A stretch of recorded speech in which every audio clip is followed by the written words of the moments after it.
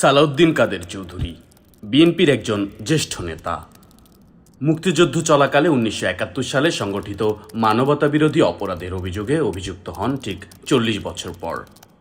২০১০ সালে আওয়ামী লীগ সরকার আন্তর্জাতিক অপরাধ ট্রাইব্যুনাল গঠন করে এবং ২০১১ সালে চট্টগ্রামে সংগঠিত হত্যা, গণহত্যা, অগ্নিসংযোগ ও নির্যাতনের অভিযোগে তার বিরুদ্ধে মামলা দায়ের করা হয়।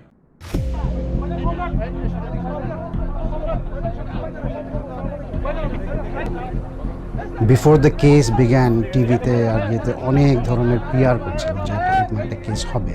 তখন আমার এখনো মনে আছে যে আই গট নার্ভাস যে আব্বার নাম কেন আসছে, কারণ আমরা কোনো সময় মানে আব্বাকে যে জড়াবে এইসব জিনিস এটা আমরা কোনো সময় ভাবতে পারিনি। তো এটা যখন টকশোতে যখন আসা শুরু করলো, আব্বার নাম আসা শুরু করলো, আই রিমেম্বার আব্বাকে আমি কয়েকবার জিজ্ঞেস করেছি, উনি he did not take it seriously, একদম না, একদম আনপ্রিপেয়ার্ড ছিল। His signature identity was সবকিছু মেনে নিব, কিন্তু ভিন্ন দেশের গোলামি আমরা সহ্য করব না।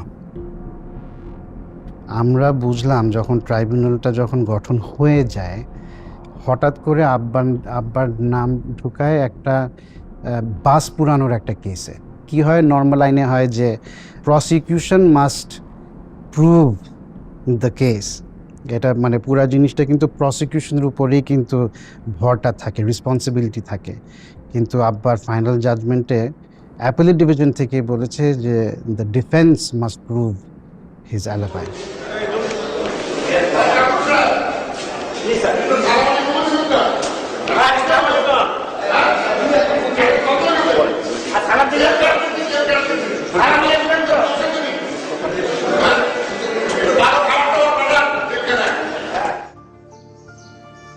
মানে ওই সময় যেহেতু তখন পাকিস্তানের গেমিতে ছিল, পাঞ্জাব ইউনিভার্সিটিতে ছিল, আব্বার যেই ক্লাসমেট ছিল, আমরা ওদের সাথে আগে থেকে যোগাযোগ করে রেখেছিলাম যে আপনাদের কিন্তু আসতে হবে, বিকজ ইউ আর উইটনেসেস, আপনাদের আসতে হবে। ওরা তো সবাই পাকিস্তানে, সো তাদেরকে ভিসা দেয় নাই। আমরা ওখান থেকে যেই সার্টিফিকেট আনালাম, ডিউলি অ্যাটেস্টেড বাই পাঞ্জাব ইউনিভার্সিটির চ্যান্সেলর, রেজিস্ট্রার্স অফিস, এবং আমরা জানতাম যেইভাবে ওনারা যাচ্ছে ওদের থেকে আমরা ভিডিও পর্যন্ত নিয়েছি।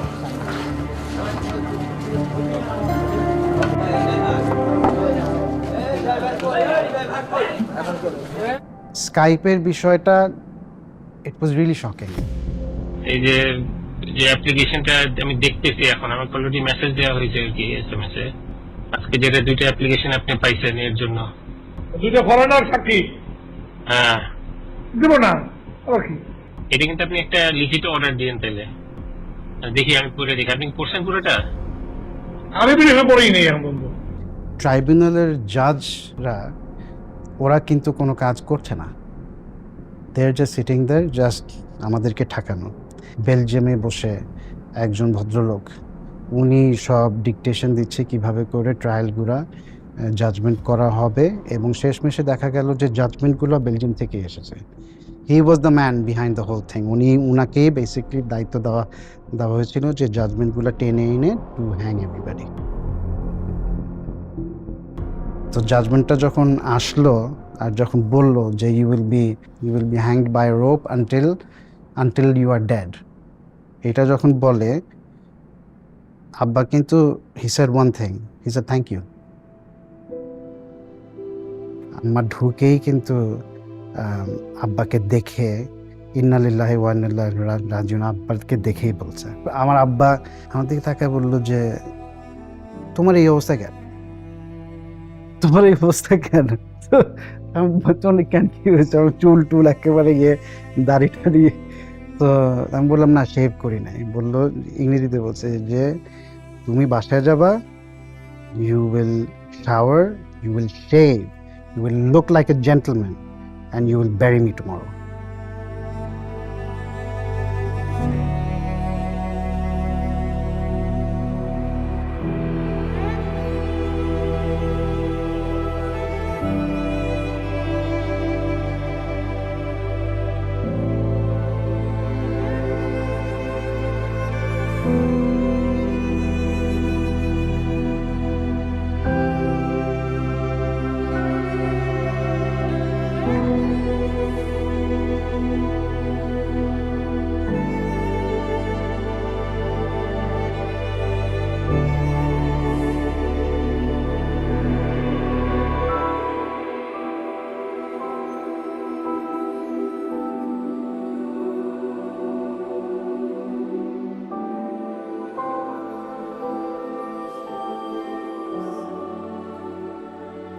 অবশেষে ২১ নভেম্বর রাতের শেষ প্রহরে পরিবারের সঙ্গে শেষবারের মতো সাক্ষাৎ করার পর ২২ নভেম্বর ২০১৫ সালের ভোরে ঢাকা সেন্ট্রাল জেলে তার মৃত্যুদণ্ড কার্যকর করা হয়।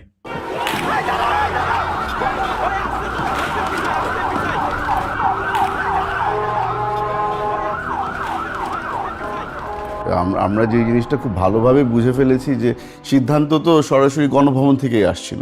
ওনার আদেশেই আব্বার থেকে লুকানো হলো যে তাকে আজকে রাত্রে হত্যা করা হবে। ওনার আদেশেই সিদ্ধান্ত নেওয়া হলো যে ওনাকে কোথায় দাফন করা হবে। আব্বার কিন্তু শেষ ইচ্ছাও পূরণ করা হয়নি।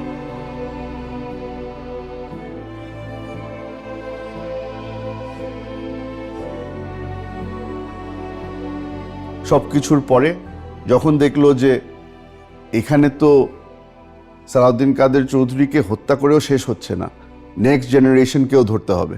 তখন নেক্সট জেনারেশনের মধ্যে এখন আমাকে নিয়ে গেল, চেষ্টা করলো লিনিয়েজটা শেষ করে দেওয়ার জন্য।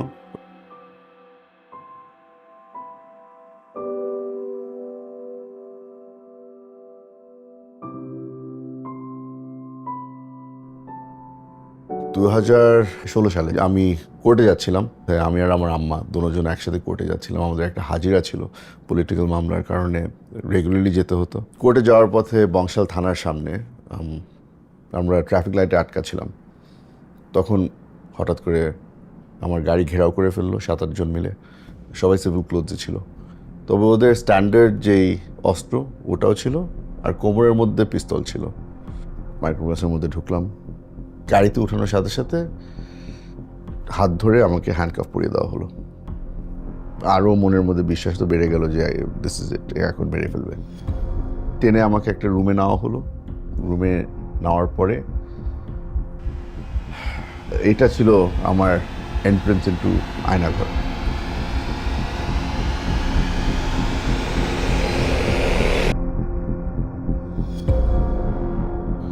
ইন্টারোগেশন শুরু হলো। প্রথমে আমাকে জিজ্ঞেস করা হলো যে আমি সিআইএর সাথে কোনো যোগাযোগ আছে নাকি না।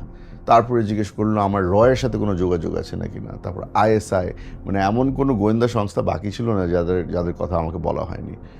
তো আমিও, প্রশ্নগুলি ট্যারা ছিল, তো আমিও জবাব ট্যারা দেওয়া শুরু করলাম যে আপনারা আগে মাইন্ড সেট করে নেন যে আপনারা কি সিআই এর ব্যাপারে জানতে চান, না রয়ের ব্যাপারে জানতে চান, না আইএসআই। অবভিয়াসলি ওরা ওই মুডে ছিল না যে আমি তর্ক করবো আর তারা ওটা নিবে। মারধর শুরু হয়ে গেল। আবার উঠানো হলো, আবার বসানো হলো, আবার প্রশ্ন। আমি আবার আরও উত্তেজিত হয়ে যাচ্ছি। তখন আর একটু জোরে মার, হাতে মারছে, পিঠে মারছে। আমাকে দাঁড়া করালো। ওরা যে কাপড় চেঞ্জ করেন। কাপড় চেঞ্জ করবো যে আমি পাঞ্জাবি খুললাম। পাঞ্জাবি খোলার পর বলছে না না আপনার সব কাপড় খুলতে হবে। তা আমি খাই তখন আমার বক্সেস পরা। ছবি তোলা শুরু করলো আমার। এর থেকে হিউমিলিয়েটিং কিছু আর হতে পারে না। আর তারাও ওখানে বলছে যে আরে আমরা তো খালি আপনার ভাইরাই আছে, অসুবিধা নাই। হাসাহাসি হচ্ছে। মানে আমার মেন্টালি আমাকে ব্রেকডাউন করার জন্য যা যা করার তারা সবই করেছে।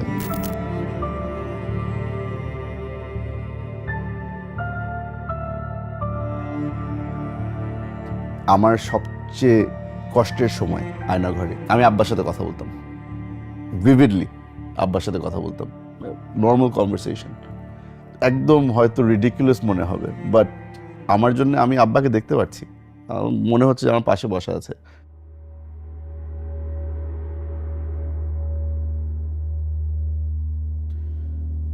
আমাকে হ্যান্ডকাফ পরানো হলো, ব্লাইন্ডফোল্ড করা হলো, আর জম টুপি পরানো হলো। এই জম টুপি যখন আমাকে পরানো হলো, আমার মনে হয় না আমার লাইফে আর এই ধরনের সিচুয়েশন কোনো সময় হবে যে মনে হবে যে আমি আসলে আমি দোজকে পৌঁছে গিয়েছি। কারণ জম টুপি থেকে রক্তের গন্ধ আসছিল, ঘাম আর রক্ত, তো একটা মেটালিক একটা স্মেল থাকে। তো এই জিনিসটা প্রত্যেক দিন যতবার বাথরুমে যেতে হবে এই জিনিসটা আমার ফেস করতে হতো। যতবার আমাকে ইন্টারোগেশন নিয়ে যাওয়া হচ্ছিল বলে তো আর নিয়ে যায় না। আর জমটুপির আপনার মাথার মধ্যে খালি একটা জিনিসই থাকে যে জমটুপির সাথে আপনি কানেক্ট করবেন ডেথ।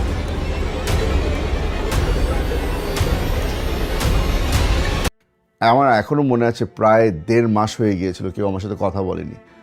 তখন মাথায় তো একদম মনে হতো যে আমি কি কিছু বলে ফেললাম, আমি কিছু করে ফেললাম যেটার জন্য আমাকে এখন শাস্তি দেওয়া হচ্ছে। আসলে শাস্তিটা ছিল টর্চার, এটা ছিল রেস্ট। আমার জন্য ওটা উল্টা হয়ে গিয়েছিল। আমার মনে করতাম যে টর্চার করলে মনে হয় আচ্ছা ঠিক আছে, কোনো না কোনো ধরনের মানে মানুষের সাথে একটা ইন্টারাকশন তো হচ্ছে, ওই ইন্টারাকশনের অপেক্ষায় থাকতাম। আমার পায়ে আমার আব্বার কাবলি জুতা ছিল। এই যে লাইট বাল্ব যেটা অন থাকতো 2 দিন 3 দিন হয়ে গেছে এই লাইট অফ হয় না, আমি এই জুতা দিয়ে ওই লাইটটা ভাঙতাম, অন্ধকার হয়ে যেত। ওই অন্ধকারের মধ্যে কিছুক্ষণ ঘুমাতে পারতাম, চোখ খুলে দেখতাম যে বাতি আবার চলে আসছে। একদিন লাইট ভেঙে অন্ধকারে ঘুমিয়েছিলাম, চোখ খুলে দেখি যে ওই জুতা আর নাই। আমার থেকে ওই জুতা নিয়ে গেল, আমাকে রাবারের চপ্পল দেওয়া হলো। বাইরের দুনিয়ার সাথে আমার অথবা আমার পরিবারের সাথে যে কানেকশন ওই জুতাই ছিল। মন পুরোপুরি ভেঙে গেল যে পরিবারের সাথে আর কোনো কানেকশন নাই আমার জন্য এই লাইব্রেরি এখন আমার ফ্যামিলির জন্য সবচেয়ে ইমোশনাল রুম। আমরা যখন আব্বার সাথে কারাগারে দেখা করতে যেতাম, বেশি কিছু চেত না, খানা দানা ক্ষেত্রে এসব কিছু চেত না, বলতো যে বই এনে দেবা। আয়না ঘরে গিয়ে বুঝতে পেরেছি যে আসলে বইয়ের ভ্যালিউ কি।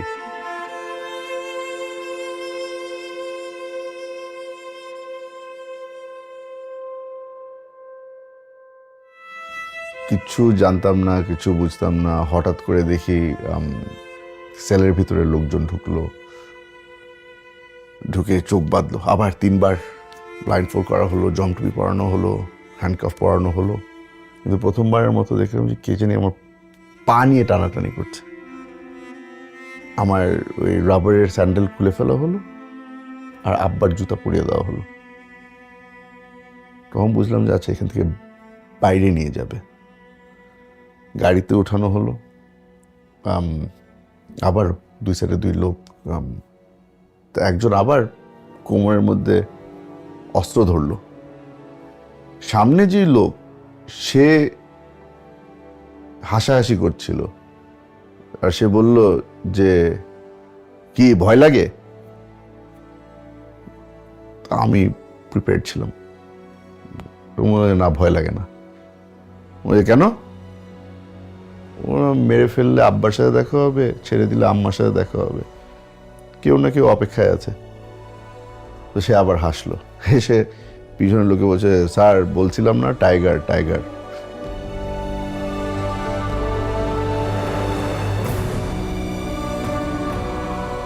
আমাকে জিজ্ঞেস করা হলো যে আপনাকে যদি আমরা ছেড়ে দিই তাহলে আপনি কি করবেন? ও বলেছে পরিবারের সাথে থাকবো। রাজনীতি করবেন? রাজনীতি তো ফেরত চলে যাব। না, রাজনীতি করতে পারবেন না, আপনি বিদেশ চলে যাবেন।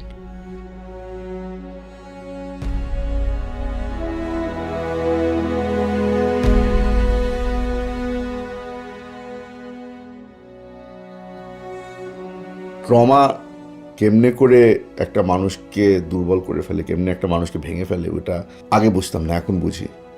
মানুষ শুনলে মনে হবে যে আসলে পাগল হয়ে গেছি। গোসল করা আমার জন্য একটা বড় ট্রমাটিক জিনিস, কারণ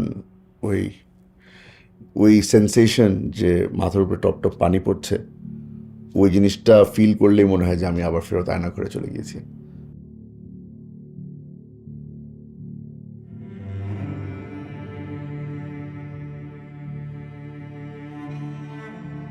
আমার সাথে আব্বার এটা লাস্ট ছবি, কারণ আব্বাকে হত্যা করার আগে মাসখানিক আগে আমরা যখন লাস্ট দেখা করতে যাই তো তখন কিছু ছবি তোলার সুযোগ হয়।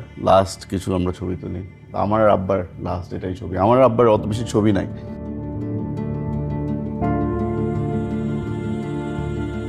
আমার ওয়াইফ, অনেকজন তাকে এসে জিজ্ঞেস করেছিল আমার পরে পরে শুনতে পেলাম অনেকজন বলছে কিসের অপেক্ষায় আছো, তোকে তো মেরে ফেলছে। কিসের অপেক্ষায় আছো, 5 মাস হয়ে গেছে, ওকে তো মেরে ফেলছে।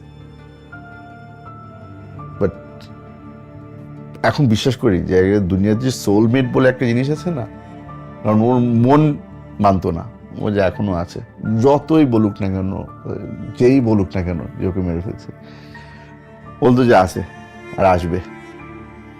অপেক্ষা করেছে 7 মাস আমার জন্য।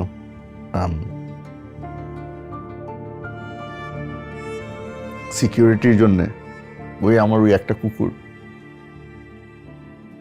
ও না থাকলে হয়তো আমি পাগল হয়ে যেতাম। যখন প্রথমবার বাসায় ঢুকি, তখন ওই কুকুর আমার ওয়াইফের সাথে থাকতো। ও দেখে আমাকে চিনেনি। 10 মিনিট পরে পাগলের মতো গোল গোল ঘুরছে, আমি ওকে আর ছাড়ি না।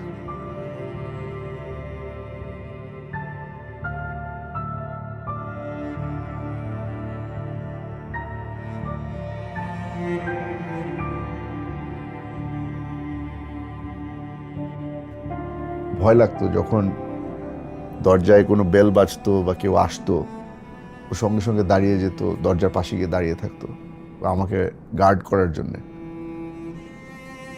আমার মানুষের উপর থেকে পুরোপুরি বিশ্বাস চলে গিয়েছিল। ওই যে এই পশু পাখিরাই ভালো, মানে ভালোবাসলে একদম মন থেকে ভালোবাসে, আর যদি পছন্দ না করে তো আগে থেকে বলে দেয় যে পছন্দ করি না।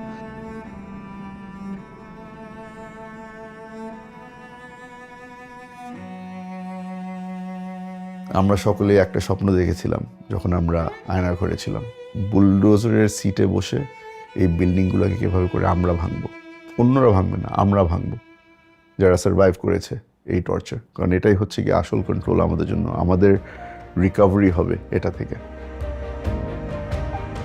আশা করব যে এখন মানুষের মধ্যে ওই সাহসটা চলে আসবে যে আমরা এই জেন জি এদের থেকে যে শিক্ষাটা নিতে পারি যে প্রতিবাদ করো, সাহস দেখাও, দরকার পড়লে মাঠে নাম, দরকার পড়লে জান দাও, কিন্তু প্রতিবাদ করো।